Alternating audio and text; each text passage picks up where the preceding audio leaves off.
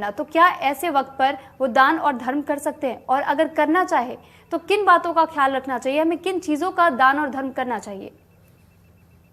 ये जो श्राद्ध पक्ष होते हैं इसमें और पितृ पक्ष जिसे हम कह रहे हैं जी। एक दूसरे के पूरक शब्द हैं। इस दिनों में केवल पितरों से संबंधित ही आप दान करना चाहिए। उनके लिए अन्न दान हो गया, छाता हो गया, आप उनके लिए रजाई, खाट, बिस्तर, जो भी आप अपने पुरोहितों को दान करते हैं या आप जिस पुरोहित ने आपका यह कर्म कराया तर्पण का उसे दान करते हैं, तो वह सब पितरों को उनके रूप में प्राप्त होता है। ब्राह्मण उन चीज़ों का सेवन करेगा और उसे उस लोक में उन चीज़ों की प्राप्ति होगी। कहते हैं कि जब व्यक्ति यहाँ से जाता है तो सर्वप्रथम लोक यमलोक ही पड़ता है, उसके बाद सूर्य लोक है, उसके बाद स्वर्ग लोक है। ये जो पितृ जितने भी हमारे पितृ हैं, अगर उन्होंने कोई मलिन कार्य करे हैं, कोई अशुभ कार्य करे हैं, तो उन्हें नरक की यातना भोगना पड़ेगी, जहाँ यमदेव और चित्रगुप्त द्वारा उनका निर्णय किया जाता है और उसके बाद उनके कर्मों के अनुसार उन्हें लोकों की प्राप्ति होती है। अगर उन्हें सत्कर्म ना कर कर अशुभ कर्म करे हैं तो उन्हें कहते हैं नरकों की यातनाएं भोगनी पड़ती हैं। यानी कोई नरक हैं जिनकी यातनाएं वे सब भोगते हैं। और अगर उन्हें शुभ कर्म किए हैं तो वहाँ जो उनके पितृ हैं उन्हें भी वो भी प्रणाम करते हैं कि हमारे कुल में कोई ऐसा व्यक्ति हुआ। वह शुभ कर्म क्या है कि समय समय पर दिया हुआ दान, समय समय पर किया हुआ शुभ कर्म, जैसे गौशाला बना देना, मंदिर बनवा देना, अपने पितृ पक्ष में पितरों के लिए तर्पण करना। हर मनुष्य के ऊपर ये ऋण होता है।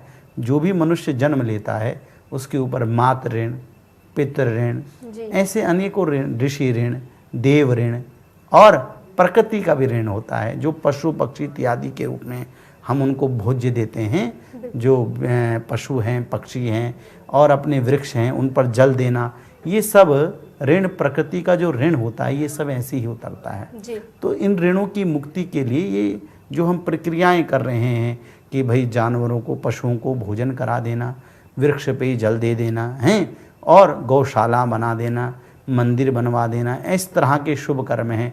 किसी का दिल न दुखाना, किसी के धन न छीनना, सत्कर्मों पर चलना, परमात्मा के बताए हुए मार्ग पर जो भी व्यक्ति चलता है वह नरक की यातनाओं से छूटकर वह यम भी उसे प्रणाम करते हैं और वो सूर्य लोक होते हुए स्वर्ग लोक में चला जाता है। परंतु ये कहते हैं कि लाखों और करोड़ों व्यक्ति में से ऐसा व्यक्ति होता है जो स्वर्ग की प्राप्ति करता है। बिल्कुल।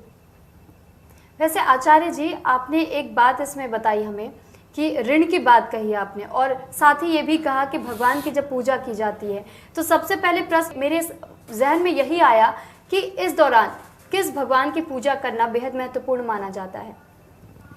भगवान वासुदेव, भगवान विष्णु ही हैं जो व्यक्ति को मोक्ष प्रदान कर सकते हैं। हम जितने भी यज्ञ करते हैं, पूजा करते हैं, पाठ करते हैं, जप करते हैं, एक बार ऋषिगणों में ये सब आपस में चर्चा हुई कि आखिर हम शिव के निमित्त पूजन कर रहे हैं, दुर्गा के निमित्त पूजन कर रहे हैं, तो वो यज्ञ अंतिम में कहाँ जाता है, किसको वह अर्पण करती है। अगर हमने दुर्गा को किया तो दुर्गा किसको अर्पण कर रही है, शिव को किया तो शिव ने उसे किसको अर्पण किया। तो भृगु जी ब्रह्मदेव के पास गए, परंतु भृगु ने क्या देखा कि ब्रह्मदेव के अंदर तो अहंकार भरा हुआ है, वे परिपूर्ण नहीं है। फिर वे इंद्र के पास गए।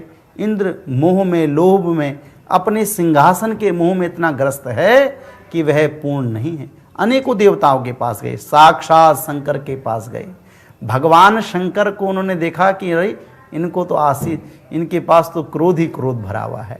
और जब वह भगवान विष्णु के विष्णु लोक में, बैकुंठ लोक में गए तो उन्होंने क्या देखा कि जब वह भगवान विष्णु के लोक में पहुँचे तो क्योंकि वे ब्राह्मण हैं तो भृगु का भगवान विष्णु ने अभिनंदन किया, क्योंकि भगवान कहते हैं ये जग अद्भुत प्रसंग है, मम दुज एक विशेष अंग है। इस संसार में अगर परमात्मा विष्णु का कोई दूसरा स्वरूप है तो ब्राह्मण है।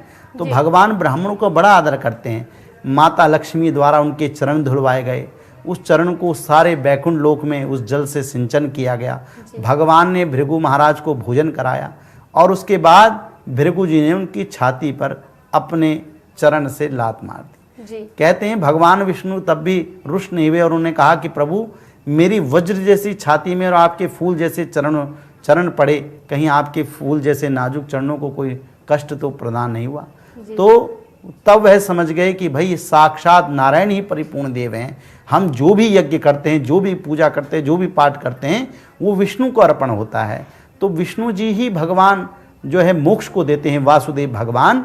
तो इन पितृपक्ष में केवल भगवान विष्णु को स्वरूप ही मानकर, जिनके पास पितरों की कोई फोटो या कुछ नहीं होता, कोई तस्वीर नहीं या पूर्वजों की कोई छवि नहीं है, तो भगवान विष्णु के स्वरूप को ही साक्षी कर वह सब परमात्मा को साक्षी मानकर उनको तर्पण करते हैं। जी, वैसे आचार्य जी, कहा तो ये भी जाता है, क्योंकि हम अक्सर ये सुनते हैं अपने घर वालों से या कोई भी हमें यही जानकारी देता है कि अगर जो पिंडदान करते हैं और जब ये श्राद्ध की जो पूजा होती है, इसमें अगर घर पर भी हम कर रहे हैं तो कई चीज़ों का ख्याल रखना पड़ता है। और ख़ास तौर पर श्राद्ध के दौरान ये कहा जाता है कि हम किसी भी नए वस्त्र का धारण नहीं कर सकते या कुछ अच्छा बना करके घर पर भोजन के तौर पर नहीं ग्रहण कर सकते हैं, ना ही कोई भी नए कार्यों की शुरुआत करनी चाहिए।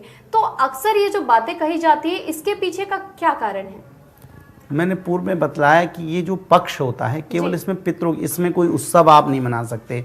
जैसे किसी के बच्चे का जन्म दिवस है तो उन्हें इन 16 दिनों में का जन्म का उत्सव नहीं मनाना चाहिए।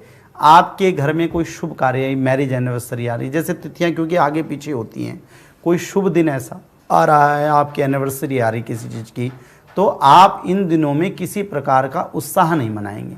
अगर पूजन करना है तो केवल पितरों का भगवान आराधना करनी है तो भगवान विष्णु की, जिसके कारण ओम नमो भगवते वासुदेवाय या देवताभ्या पितृभिश्चा महायोगेव एव चाह नमः स्वाय सुदाय नित्य में नमो नमः, ये पितृ गायत्री होती है। अगर कोई इस, क्योंकि आजकल लोग संस्कृत को नहीं जानते, इस कठिन मंत्र को आप अगर ना बोल पाएँ तो केवल ओम नमो भगवते वासुदेवाय, ये 12 अक्षरी मंत्र जो है ये सबको उतारने वाला है। अगर इसका भी उच्चारण नहीं कर पाते तो श्रीमन नारायण नारायण भजमन नारायण नारायण, इस महामंत्र का जाप कर लें।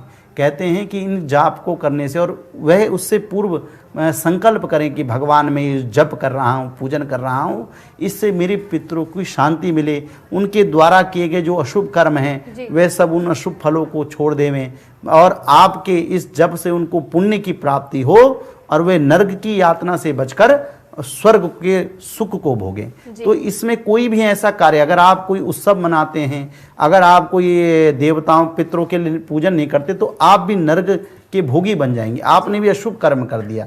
इसलिए इसमें कोई भी ऐसा कर्म ना करे जो उत्सव से संबंधित हो। जो भी पूजन करना है, जो भी खरीदारी करनी, केवल पितरों के लिए।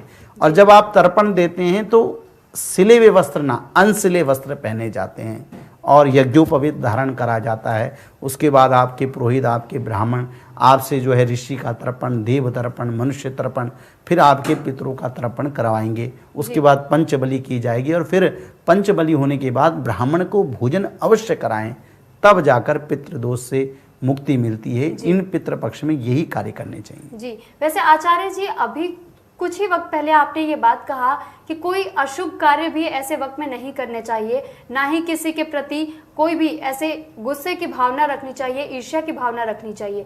अगर मान लीजिए, क्योंकि कई लोग बाहर काम करते हैं या किसी भी स्थिति में अगर किसी को गुस्सा आता है या किसी के साथ कोई अनहोनी हो जाती है, तो ऐसे वक्त में हम कैसे इन चीज़ों से अपने आप को बचाए रख सकते हैं, और या फिर हमसे अगर कोई गलती हो भी जाए तो इसकी क्षमा प्रार्थना करने के लिए क्या कुछ उपाय अपनाए जा सकते हैं?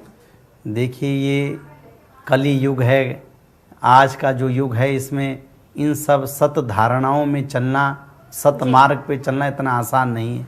ये मशीनरी युग है, माया का युग है, और मानव माया की चकाचौंध में इतना अंधा हो चुका है कि परमात्मा के होने पे प्रश्न उठा देता है तो पितरों का क्या तर्पण करेगा। हम अपने संस्कार भूलते जा रहे हैं। अगर आपसे किसी रूप में ही गलती हो जाए, आप पितरों का तर्पण ना कर सकें, पितरों का पूजन ना कर सकें और कोई ऐसा शुभ करते हैं, कहते हैं इसमें प्याज लहसुन का सेवन भी नहीं करना चाहिए। लोग तो मांस मदिरा का, अशुभ चीज़ों का सेवन करते हैं, इन सब का त्याग करना चाहिए। व्यक्ति को इस समय केवल सात्विक प्रवृत्ति अपनानी चाहिए, किसी को गलत बात नहीं बोलनी चाहिए, किसी का हृदय नहीं दुखाना चाहिए।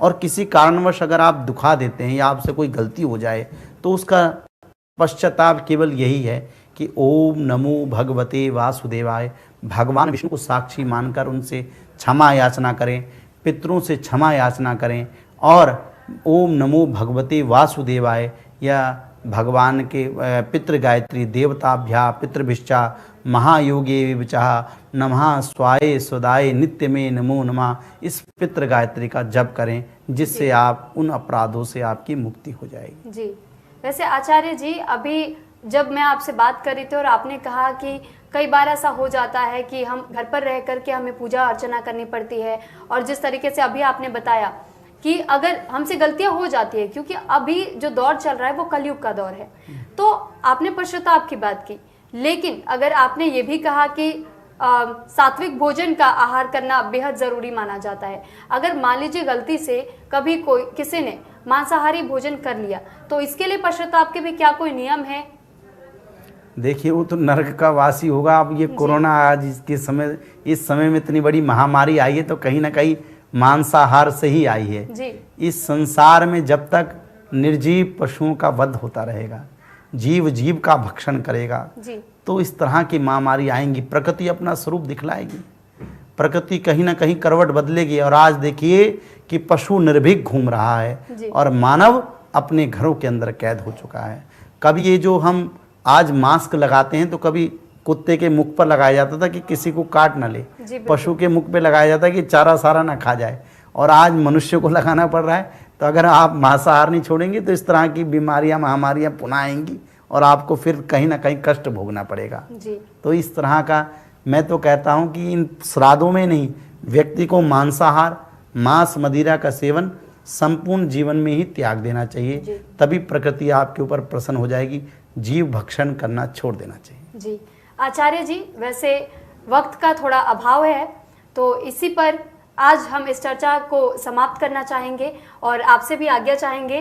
तो सबसे पहले तो बहुत बहुत शुक्रिया आचार्य जी आपका, आप नेशन फर्स्ट के स्टूडियो में आए और ये तमाम जानकारियां हमारे दर्शकों के साथ और हमारे साथ आपने साझा की, इसके लिए आपका बहुत बहुत धन्यवाद। जी धन्यवाद। जी, तो दर्शकों, जिस तरीके से आचार्य जी ने तमाम बातें बताई कि श्राद्ध के वक्त में किन बातों का आपको ख्याल रखना है, किन कामों को आपको बिल्कुल भी नहीं करना है, तो कृपया करके इन सभी बातों पर आप गौर फरमाएं और श्राद्ध के दौरान जिन भी बातों को मना किया गया है इस बात का ध्यान रखें और बिल्कुल भी ना करें, ताकि आपके पितृ जो है वो प्रसन्न रह सके हमेशा और उनका आशीर्वाद हमेशा आप पर बना रहे। उम्मीद करते हैं कि आज का हमारा ये खास कार्यक्रम आपको बेहद पसंद आया होगा। इसी के साथ मैं आपसे इजाजत चाहूंगी। नमस्कार।